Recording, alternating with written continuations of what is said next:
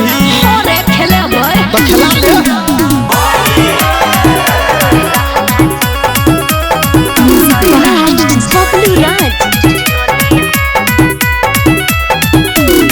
राज होली में ससुरा जब ककरा से रंग लगे बही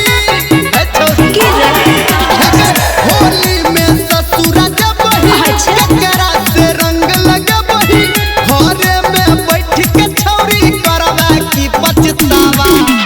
फगुआ के जखने छौरा बहतै पछिया हगा अच्छा रहतै लहंगा चोली हमर अपने मरदावा सारा रहतै लहंगा चोली हमर अपने मरदावा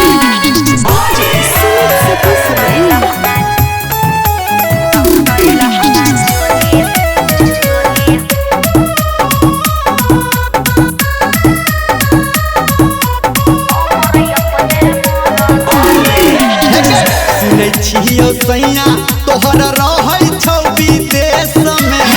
होली खेले सैया हमर आबै छै रे रस में अब कहिया एतै गे सुनै छियो सैया तोहर रहै छौ विदेश में होली खेले सैया हमर आबै छै रे रस में अच्छा केकरा ले पुआ बनबही केकरा तू छौरी खियबही हम ही लगा देबौ रंग कर नहीं देखावा फगुआ के जखने छौरा बहतै पछिया बढ़ गेल छै रंगतै लहंगा चोली हमर अपने मरदावा होली है रंगतै लहंगा चोली हमर अपने मरदावा जो जो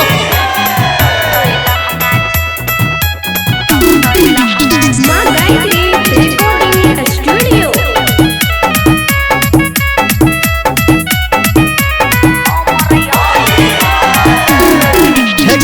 हम छी कलर छौरी तू भजो कलर में बाजार खसेबो छौरा तोरा रे नजर में से किया गे हम छी कलर छौरी तू भजो कलर में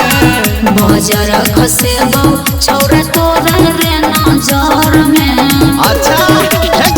के सबसे तू डलबे बही नहीं रे। डीजे संजय से लगबे बही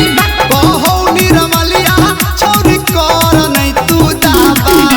फगुआ के जखने छौरा बहतै पछिया हवा अच्छा रंगतै लहंगा चोली हमर अपने मरदावा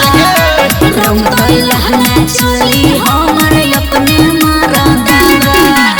हमरा से नहीं लगे नहीं रे।